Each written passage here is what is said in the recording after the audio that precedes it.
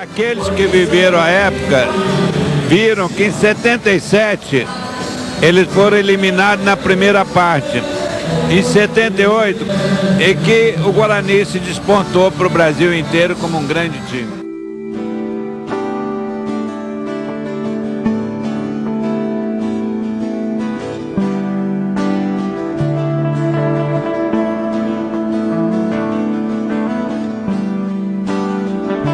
No dia que eu fui contratado, estavam os jornalistas todos na porta do clube.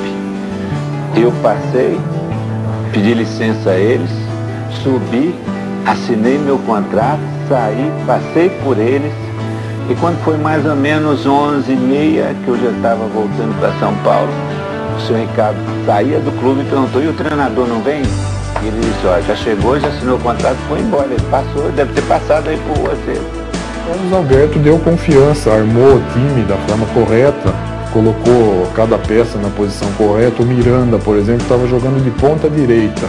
Quando o Carlos Alberto Silva veio, colocou ele na lateral esquerda. A afinidade era muito grande e eu acho que por isso que foi um grupo vencedor. Com uma união muito grande, uma participação muito grande, a conquista que foi uma conquista inédita. Eu cheguei com 7 meses de trabalho, fui campeão brasileiro, juntamente com os outros, em minha comissão técnica.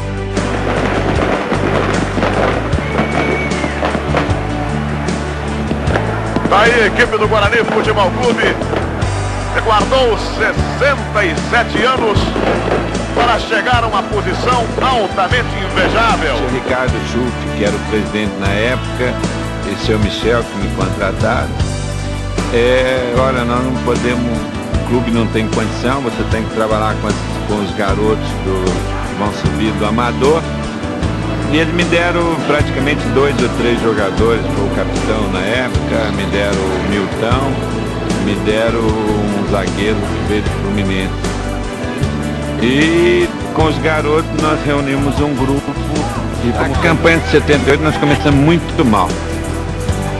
Começaram perdendo para o Vasco. Vasco 3-1 aqui. Saía o Amaral e voltava, vinha o Gomes, um garoto na época, e todo mundo, mas vai pôr um garoto na zaga. A galera veio do Santo André, menino. Passou a chance de Miranda, olha o gol! E na ocasião, ele foi denominado como um time que jogava por música, porque afinal era muito fácil de se jogar.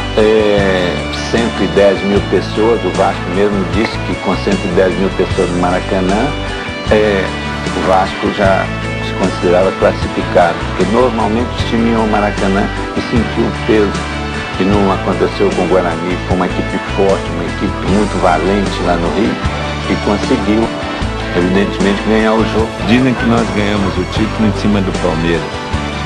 Eu acho que o Guarani ganhou o título em cima do Internacional de Porto Alegre, que era uma seleção brasileira naquela época. Foi o jogo que deu confiança para a equipe.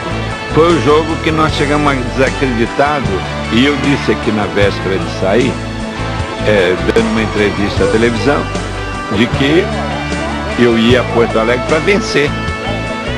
Não ia chegar para uma televisão e dizer: não, eu vou a Porto Alegre para perder. E aquilo repercutiu muito mal em Porto Alegre. O time para o jogo de amanhã? A equipe está definida. Nós vamos fazer apenas uma revisão médica amanhã por volta de 10 horas e 30 minutos. Se não houver nenhum problema de ordem médica, deve sair jogando Neneca, Mauro Gomes, Edson Miranda, Zé Carlos e Manguinha, capitão Renato, Careca e Bozó. Você tinha uma opção entre Manguinha ou Jacinho para substituir o Zenon. Você optou por um jogador mais defensivo. Isso significa que o Guarani também vai se precaver mais do que atacar amanhã? Não, o Manguinha é um jogador bastante versátil, que joga ali tanto na meia esquerda como de volante. O problema dele é só a opção e a condição que nós vamos jogar. Então, por ser um jogador que vem entrando mais na equipe, está com mais ritmo, por isso que eu optei pela permanência do Manguinha. Carlos Alberto, não dá mais para segurar a emoção, não?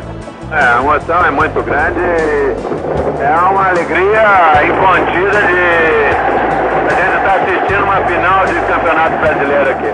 O que você está pensando nesse momento? No meu pai, que morreu antes do jogo contra o Botafogo de Ribeirão. Na minha mãe, que está doente em casa, não pode assistir esse jogo. Carlos Alberto! para o jogo. Uma nova proposta imposta.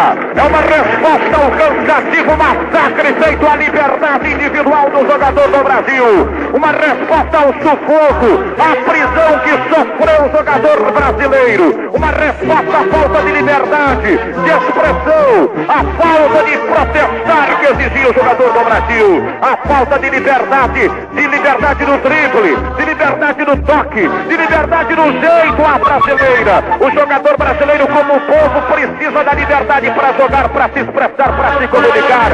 O Guarani dá demonstração da necessidade dessa liberdade. Olha a nova proposta imposta, uma resposta ao cansativo massacre feito à liberdade do povo e do próprio jogador brasileiro. Guarani.